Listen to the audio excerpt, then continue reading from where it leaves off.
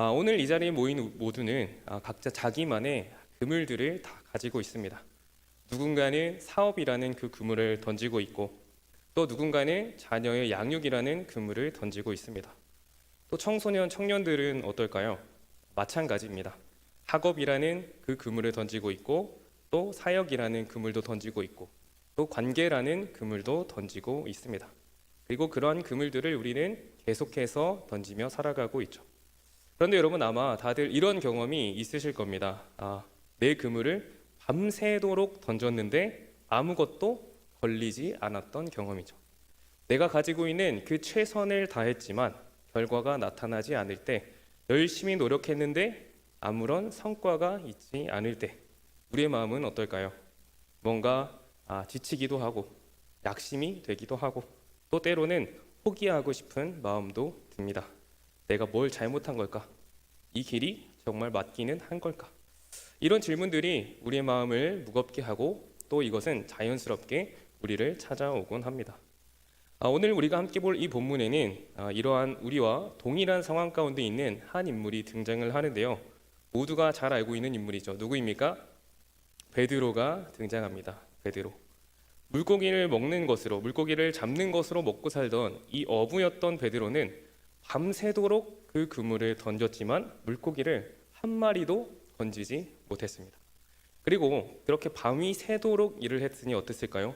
피곤하고 또 지친 몸을 가지고 그 비어있는 그물을 혼자서 쓸쓸하게 정리하고 있는 그 베드로를 누가 찾아오게 되죠? 예수님께서 찾아오게 됩니다. 그리고 그의 인생을 완전히 뒤바꿔 놓는 인생의 한마디를 던지시죠. 저는 그래서 오늘 이 말씀을 통해서 순종이 무엇인지, 또 믿음으로 한 걸음 내딛는다는 것이 우리에게 어떤 의미인지 함께 알아보도록 하겠습니다. 먼저 본론으로 들어가기 전에 먼저 오늘 살펴볼 이 사건이 일어난 배경을 좀 알아볼 필요가 있겠죠. 갈릴리 바다는 이 남북으로 21km, 또 동서로 약 13km에 달하는 거대한 아주 큰 호수입니다. 이 갈릴리 바다는 당시 많은 사람들의 생계를 유지시켜주는 곳이었는데요. 왜냐? 많은 어부들이 바로 이 갈릴리 바다에서 물고기를 잡고 또 그것으로 자신의 생계를 유지했기 때문이죠. 그 베드로도 그 중에 한 명이었습니다. 당시 그 어부들의 삶은 결코 쉽지는 않았던 것 같습니다. 지금도 마찬가지지만 그들은 보통 밤에 그 물고기를 잡았습니다. 왜냐하면 낮에는 어떻습니까? 햇빛 때문에 물고기들이 깊은 곳으로 들어가거나 또 바위 틈에 숨어버리기 때문입니다. 반대로 밤에는 어떨까요? 물고기들이 수면 가까이 올라오기 때문에 그물을 던지기 훨씬 편하고 상황이 좋았습니다. 그래서 어부들은 저녁부터 새벽까지 일을 하고 또 아침에는 그 그물을 손질하는 일들을 했었죠. 이것은 우리나라에도 비슷한 부분이 있습니다. 우리나라에서도 이 밤에 잡아야 하는 물고기들이 있습니다. 대표적인 건 무엇입니까? 바로 오징어가 있습니다. 오징어. 이 오징어는 빛에 모여드는 습성이 있기 때문에 어부들이 이 집어등이라고 하는 그 강한 불빛을 바다 위에 비추고 또 밤새도록 오징어를 잡습니다. 갈치도 마찬가지고 또 장어도 야행성이라서 밤에 주로 잡습니다. 그래서 어부들은요, 이런 물고기들의 이 특성들을 아주 잘 알고 있습니다. 그리고 또 그것을 통해 경험을 해왔죠. 언제, 어디서, 어떤 방향으로 잡아야 하는지 이들은 다 알고 있습니다. 또 수년, 또 수십 년간의 그 경험이 축적되어 있는 자신들의 지식을 가지고 있는 거죠. 여러분, 이것이 경험이기 때문에 어떨까요? 사실에 가깝고요, 또 어떤 데이터보다도 더 정확합니다. 때문에 베드로도 여러분 어땠습니까? 마찬가지였죠. 베드로는 이 갈릴리 바다에서 나고 자란 전문적인 어부였습니다. 물고기가 언제 잡히고 또 언제 안 잡히는지, 또 어느 지점에서 이 그물을 던져야 물고기들이 많이 잡히는지, 이 모든 것을 무엇을 통해? 바로 경험을 통해서 알고 있었던 전문적인 어부였죠. 그래서 낮에는 물고기가 이 깊은 곳으로 내려가거나 바위 틈에 숨기 때문에 그물로 잡기 어렵다는 것을 베드로가 알았을까요? 몰랐을까요? 알고 있었습니다. 이러한 맥락에서 우리가 오늘 본문을 본다면은 베드로의 지금의 상황이 더 우리 눈에 또렷하게 또 선명하게 보일 수가 있습니다. 여러분, 이 베드로는요 밤새 열심히 일했습니다. 그것도 언제? 가장 고기가 잘 잡히는 시간대인 밤이 새도록 열심히 그물을 던지고 또 올리고를 반복했습니다. 그런데 그 결과는 무엇이었습니까? 빈 그물이었습니다. 빈 그물. 이것은 그냥 단순하게 오늘 운이 없다 라고 하면서 그냥 넘길 수 있는 문제는 아니죠. 여러분, 어부에게 빈 그물이라는 것은 무엇을 의미할까요? 자신의 생계에 무엇이죠? 위협이죠. 또 자신이 나 이거 좀 잘 알고 있는데 라는 그 자존심의 스크래치입니다. 또 미래에 대한 불안이기도 하죠. 자, 이러한 상황 가운데서 베드로를 누가 찾아온다고요? 예수님께서 이 베드로를 찾아옵니다. 자, 예수님께서 이 호숫가에 계셨는데 무리가 몰려와서 말씀을 들으려고 막 찾아옵니다. 그리고 예수님은 그 호숫가에 있는 두 배 중에 베드로의 배에 올라타시고요, 육지에서 조금 떼기를 청하신 후에 배에 앉아서 무리를 가르치시죠. 자, 그리고 그들에게 말씀을 마치신 이후에 예수님께서 베드로에게 말씀하십니다. 우리 4절에 이렇게 이야기를 하고 있는데요, 우리 4절 함께 읽어보도록 하겠습니다. 시작. 말씀을 마치시고 시몬에게 이르시되 깊은 데로 가서 그물을 내려 고기를 잡으라. 아멘. 여러분, 이 한마디 말씀이 베드로에게 어떻게 다가왔을까요? 깊은 데로 가서 그물을 내려 고기를 잡으라. 여러분, 예수님은 목수 출신입니다. 반대로 베드로는 어부였죠. 이 평생을 갈릴리 바다에서 살아온 사람인데요, 아까도 이야기했듯이 이 물고기가 언제 잡히고 안 잡히고 어느 지점에 그 포인트에 던져야 물고기가 안 잡히는지 잡히는지를, 또 던져야 하는지 안 던져야 하는지를 이 실제적 경험으로 다 알고 있는, 모르는 것이 없는 바로 이 베드로였습니다. 그런데 목수 출신이신 예수님께서 어부인 베드로한테 말하는 거예요. 깊은 데로 가서, 아니 거기 말고 깊은 데로 가서 그물을 던져봐라. 자, 게다가 시간대는 언제입니까? 낮이죠. 낮에는 물고기가 어떻다고요? 깊은 곳에 있거나 다 숨어 있다고요. 자, 우리가 잠깐만 생각을 해보면요, 이 말은, 이 예수님의 요청은요, 상식적이진 않습니다. 밤새도록 잡아도, 가장 잘 잡히는 시간에 밤새도록 잡아도 이 물고기가 잡히질 않는데 낮에 잡으러 간다면 어떻게 될까요? 밤새 잡아도 고기가 안 잡혔는데 낮에는 잡힐까요? 아니겠죠. 여러분, 예를 들어서 청소년들은 보통 오전 또 오후에 어디를 갈까요? 학교를 갑니다. 네, 평일에 학교를 가죠. 그런데 제가 아이들한테 말합니다. 오늘 2시에, 오후 2시에 청소년부 송별회를 하겠다. 자, 여러분, 누가 참여할까요? 또 누가 그 자리에 올 수가 있을까요? 오지 않죠. 왜입니까? 잘못된 상식과 생각을 제가 가지고 있는 거죠. 당연히 이 시간은 아이들이 학교에 있을 시간인데 그 자리에 올 수가 없습니다. 자, 마찬가지로 인간적인 눈으로 볼 때 어떻습니까? 예수님의 말은 이해가 되지 않죠. 논리적으로도 경험적으로도 이 상황적으로도 전혀 맞지가 않습니다.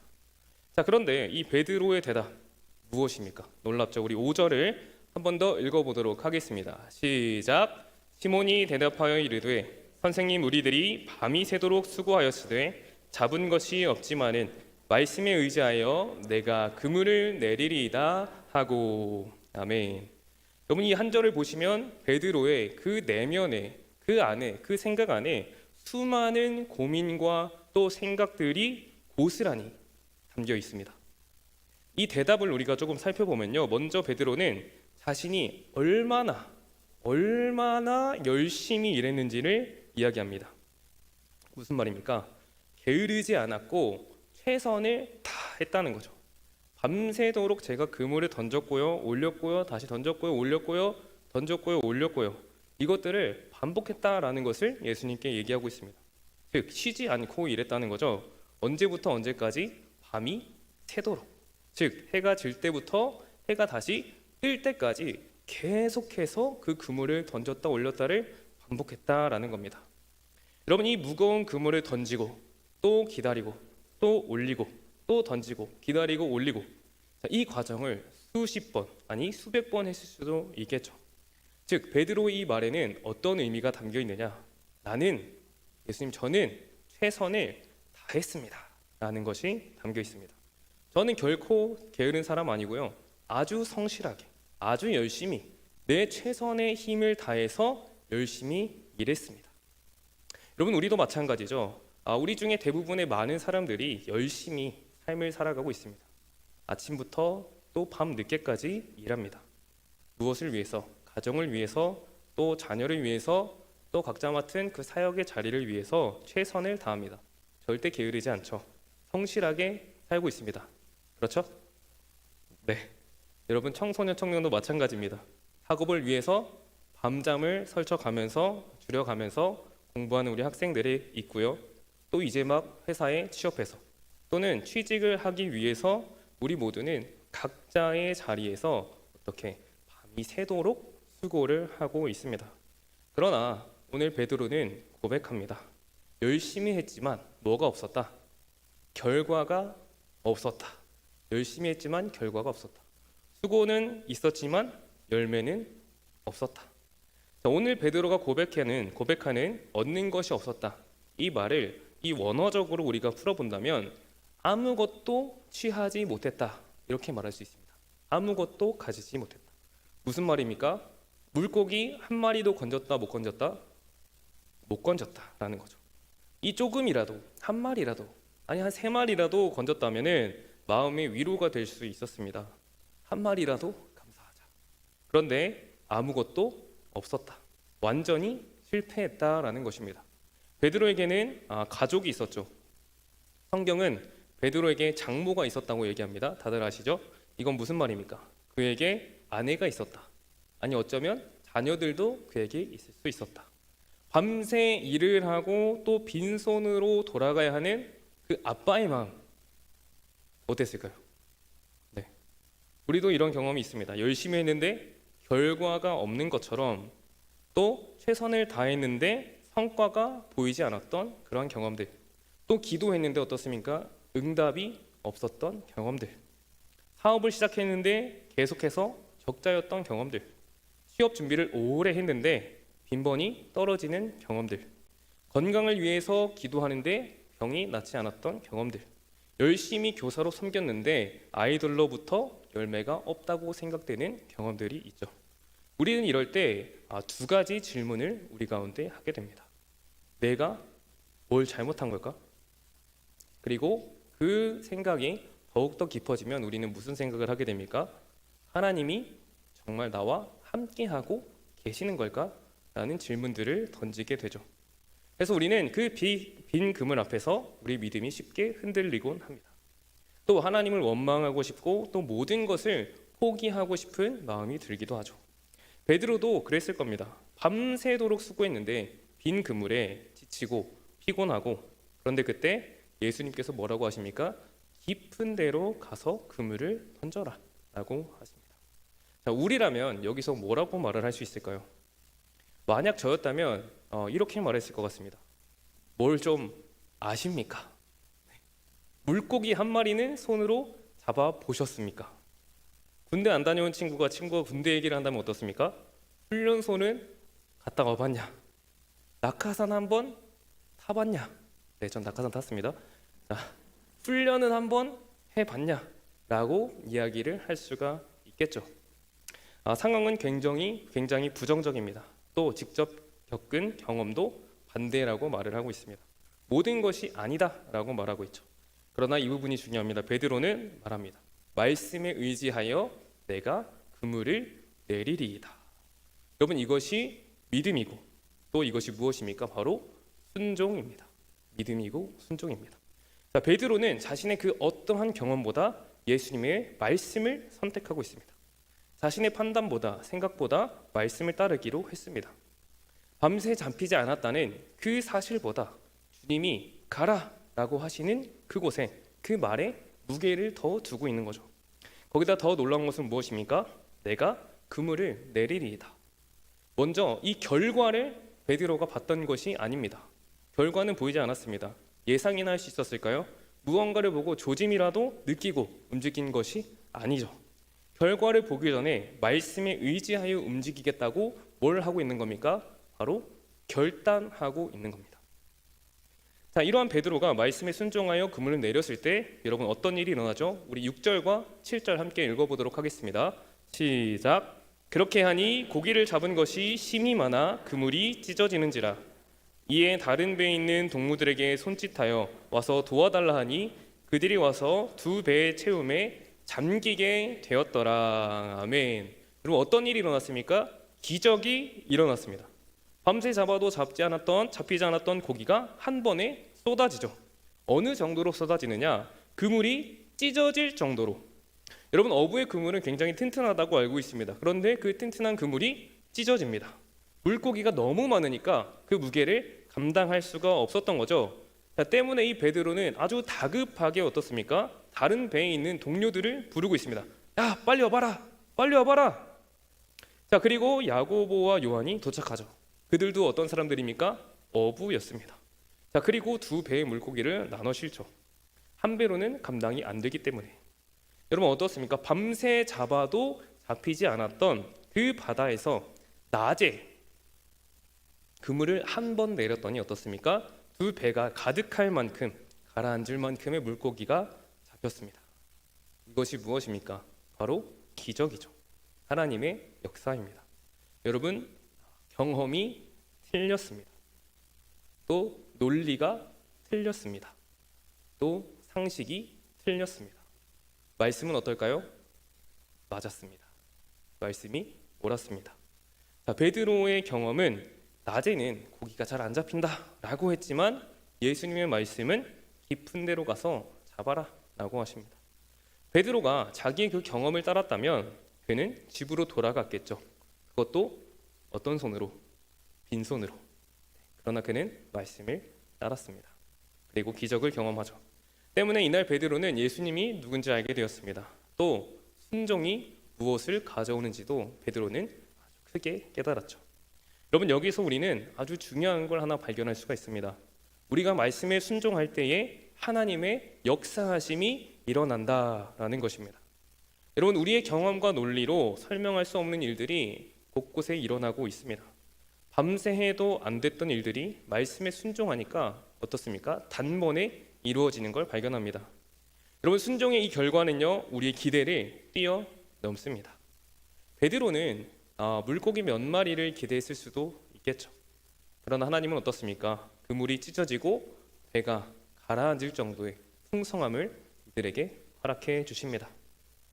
저도 사역을 처음 시작할 때 서울에서 시작을 했는데 사역지는 서울로 선택을 했지만 서울의 집값이 쌀까요, 비쌀까요? 비쌉니다. 네, 비싸고 그렇기 때문에 저는 돈도 없고 그냥 잘 데가 없었습니다.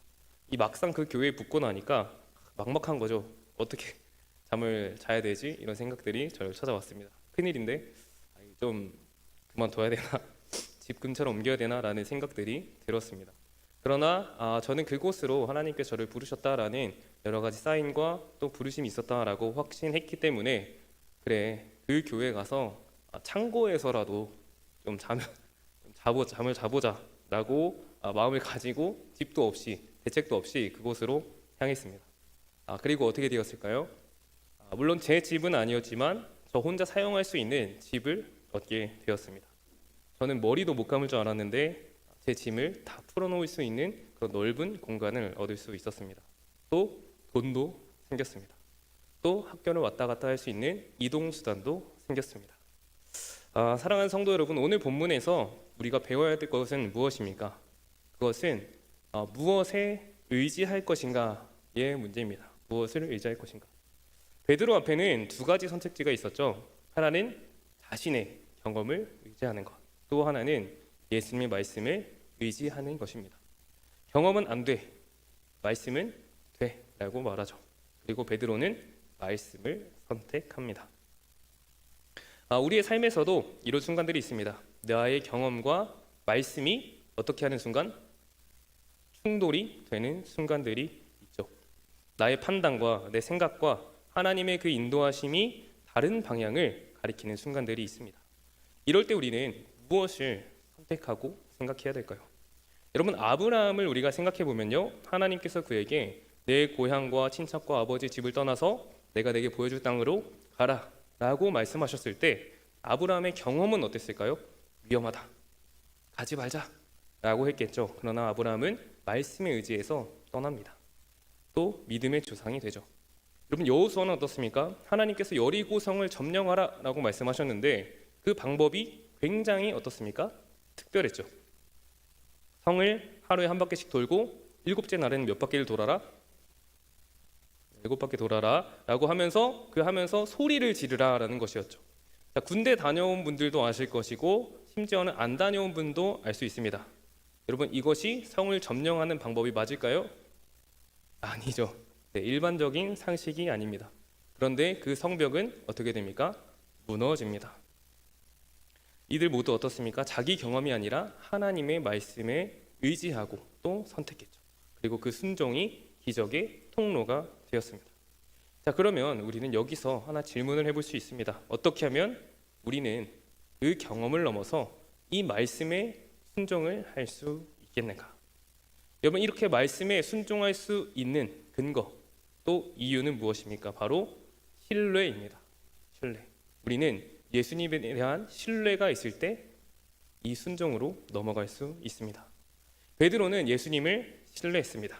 비록 고기 잡는 것에 대해서는 자신이 더 전문가였지만 예수님이 어떤 분인지 알았던 것이죠. 여기에 진짜 그 순종의 비밀이 있습니다. 자, 순종은 명령을 그 내용을 우리가 다 이해해서 하는 것이 아닙니다. 그럼 무엇을 알기 때문에, 무엇을 신뢰하기 때문에 우리에게 명령하신 그 분을 신뢰하기 때문에 순종할 수 있는 것이죠. 베드로는 왜 낮에 고기가 잡힐 수 있는지 이해하지는 못했습니다. 그러나 그는 예수님을 신뢰했죠. 그리고 그것이 무엇으로 이어집니까? 순종으로 이어지고 있습니다. 우리도 마찬가지입니다. 하나님의 말씀이 때로는 이해되지 않겠죠. 왜 이 길로 가야 되는지, 왜 이것을 내가 포기해야 하는지, 왜 내가 지금 기다려야 하는지 잘 모를 때가 있습니다. 그러나 우리가 하나님을 신뢰한다면 어떨까요? 그것이 이해되지 않아도, 지금 내 상황이 잘 믿겨지지 않아도 우리는 순종할 수 있습니다. 자, 그러면 우리는 이 예수님을 어떤 근거로 신뢰할 수 있습니까? 누가복음에서 베드로에게 깊은 데로 가라 라고 말씀하신 그 예수님이 여러분 누가복음 마지막에는 어디로 가는지 아십니까? 예수님은 우리보다 먼저 더 깊은 데로 가셨습니다. 가장 깊은 곳, 죽음의 그 깊은 곳까지 내려가셨습니까? 어디입니까? 십자가입니다. 우리 빌립보서 2장 8절 함께 읽어보겠습니다. 시작. 사람의 모양으로 나타나사 자기를 낮추시고 죽기까지 복종하셨으니 곧 십자가에 죽으심이라. 아멘. 여러분, 예수님께서 그 겟세마네 동산에서 기도하실 때를 기억해 보시기를 바랍니다. 땀이 그 핏방울같이 떨어지는 고통 속에서 예수님은 기도하셨습니다. 아버지여, 만일 아버지의 뜻이거든 이 잔을 내게서 옮기시옵소서. 그러나 내 원대로 마시옵고 아버지의 원대로 되기를 원하나이다. 베드로가 얻은 것이 없지만은 이렇게 말을 할 때 그러나 말씀에 의지하여 라고 말했던 것처럼 예수님도 그러나 내 원대로 마시옵고 아버지의 원대로 되기를 원하나이다 이렇게 고백합니다. 예수님의 그 인간적인 경험은 십자가를 좋아했을까요? 아니요, 그 십자가를 거부했죠. 고통과 그 죽음 앞에서 육신을 입은 그 인간이신 예수님께서는 두려우셨습니다. 그러나 예수님께서는 자신의 경험과 그 감정을 넘어서서 아버지의 뜻에 순종하십니다. 그러나 아버지의 원대로, 이것이 무엇입니까? 십자가를 향한 순종이었습니다. 예수님은 가장 깊은 데로 가셨습니다. 하늘 가장 높은 보좌를 내려놓고 이 땅으로, 죄악이 있는 이 땅으로 가장 어둡고 깊은 곳으로 내려오셨습니다. 사람들의 그 조롱과 멸시를 받으시고 채찍에 맞으셨습니다. 십자가에 달리셨습니다. 그리고 어디까지? 죽음의 가장 깊은 곳까지 내려가셨습니다. 왜 그렇게 하셨을까요? 우리를 사랑하시기 때문입니다. 우리의 죄를 대신 지시기 위해서입니다. 우리를 구원하시기 위해서입니다. 사랑하는 성도 여러분, 베드로의 순종은 고작 물고기를 많이 가져오는 것뿐이었습니다. 그러나 예수님의 순종은 무엇을 가져왔습니까? 구원을 가져왔습니다. 베드로는 말씀에 의지하여서 그물을 내렸고 예수님은 아버지의 뜻대로 십자가를 지셨습니다. 그리고 그 순종으로 인해서 우리는 구원받았습니다. 우리가 순종할 수 있는 것은 누구 때문에? 바로 예수님께서 먼저 순종하셨기 때문입니다. 우리가 깊은 데로 가서 그물을 내릴 수 있는 이유는 예수님께서 먼저 가장 깊은 곳으로 가셨기 때문입니다. 여러분, 이 신이 바로 우리가 믿는, 우리가 신뢰할 수 있는 신입니다. 이 신은 우리를 멀리서 바라보면서 너의 아픔과 상관없이 그냥 내가 말하는 대로 가라 라고 말씀하시는 신이 아닙니다. 아무것도 모르면서 순종해라 라고 말씀하지 않습니다. 모든 것을 경험하신, 그리고 더 깊은 곳을 향해서 한 발자국 내디디신 순종하신 주님이 말씀하고 있습니다. 깊은 데로 가라. 이것이 우리가 예수님을 신뢰할 수 있는 이유입니다. 사랑하는 성도 여러분, 오늘 예수님께서 우리에게도 동일하게 말씀하고 있습니다. 깊은 데로 가서 그물을 내려라. 여기서 깊은 데라는 것은 무엇일까요? 그것은 아마도 우리가 두려워하는 곳, 또 실패하는 곳, 또 포기했던 곳일 수 있겠습니다. 내 경험상 안 될 것 같은 곳, 또 누군가에게 몇 번이나 시도했지만 실패했던 관계가 될 수도 있고요. 누군가에게는 전도가 될 수도 있습니다. 복음을 전했지만 거절당했던 그 경험들, 여러 번 말씀을 전했지만 마음을 열지 않는 가족이나 친구일 수도 있겠죠. 누군가에게는 하나님께서 부르시는 새로운 사역, 또는 새로운 직업, 또는 새로운 환경일 수도 있습니다. 사랑하는 성도 여러분, 여러분에게 깊은 곳은 어디입니까? 예수님께서 가라라고 말씀하시는 곳은 여러분의 경험이 아니다라고 말하는 곳은 어디입니까? 여러분, 우리는 지금 한 해를 마무리하고 이제 새해를 준비하는 시점 가운데 서 있습니다. 지난 한 해를 돌아보면요, 여러분 어떻습니까? 혹시나 밤새 수고했지만 내가 얻은 것이 없다라고 느껴지시는 분들이 계십니까? 열심히 했는데 결과가 보이지 않아서 낙심했던 분이 계십니까? 오늘 예수님께서 우리에게 말씀하십니다. 깊은 데로 가서 그물을 내려라. 이제 곧 있으면 2026년이 시작이 되죠.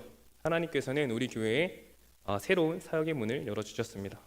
여러 부서에서 또 봉사의 자리에서 동역자를 필요로 하고 있습니다. 주일학교 교사, 찬양팀, 중보기도팀, 새가족팀, 봉사팀 등등 여러 사역의 자리가 우리를 기다리고 있습니다. 어떤 분이 이렇게 생각할 수도 있겠습니다. 나는 경험이 없는데, 또는 전에 해봤는데, 해봤더니 뭐 별거 없던데, 잘 안 됐던데 내가 할 수 있을까? 여러분, 경험이 아니다 라고 말하고 있을 수 있습니다. 그러나 여러분, 기억하시기를 바랍니다. 베드로도 경험으로는 안 된다 라고 말했습니다. 생각했습니다. 그러나 그는 말씀에 의지하여 그물을 내리죠. 그리고 무엇을 경험합니까? 기적을 경험했습니다. 교회 곳곳에 여러분 이렇게 생긴 사역 지원서가 여러분 앞에 있습니다. 단순한 종이가 아니죠. 여러분, 이것은 말씀에 의지하여 내가 그물을 내리겠다라는 우리의 고백이 될 수 있겠습니다. 십자가를 지고 예수님을 따르겠다는 우리의 결단이죠. 결단하시고 여러분 말씀에 의지하여서 순종하시는 우리 모든 성도님들이 다 되시기를 주님의 이름으로 축복합니다. 또 여러분 서리집사 사역을 해야 하시는 분들이 있을 것입니다. 서리집사로서의 첫걸음을 내딛는 것이 바로 무엇입니까? 깊은 데로 가서 그물을 내리는 것입니다. 여러분, 서리집사로 서약한다라는 것은 선언하는 겁니다. 또 고백하는 겁니다. 무엇을? 내 경험과 내 능력으로는 부족하지만 말씀에 의지하여 섬기겠습니다. 하나님, 내가 내 뜻대로가 아니라 아버지 뜻대로 살겠습니다. 여러분, 이렇게 생긴 것이 바로 서리집사 서약서입니다. 예수님께서 우리를 위해서 십자가를 지셨듯이 우리도 어떻습니까? 자기를 부인하고 또 섬김의 삶을 살겠다라는 그 결단이자 또 서약이 될 수 있습니다. 사랑하는 우리 초청교회 성도 여러분, 때로는 밤새 수고했지만 얻은 것이 없다라고 느껴지실 때가 없을지라도 있을 수 있습니다. 또 생길 겁니다. 열심히 섬겼는데 결과가 보이지 않을 때 우리 가운데 낙심이 찾아올 때가 있을 것입니다. 그때 여러분 오늘 말씀을 기억하시기를 바랍니다. 말씀에 의지한 그 순종은 반드시 열매를 맺습니다. 그물이 찢어지고 배가 가라앉을 정도의 풍성한 은혜를 하나님께서 예비하고 또 계실 줄로 믿습니다. 여러분, 우리 가운데 순종하여서 깊은 데로 나아가서 예비하신 그 하나님의 은혜와 축복을 경험하는, 또 내 경험과 상황을 뛰어넘어서 더 깊은 곳으로 나아가시는 우리 모든 초청의 성도님들이 다 되시기를 주님의 이름으로 축복합니다.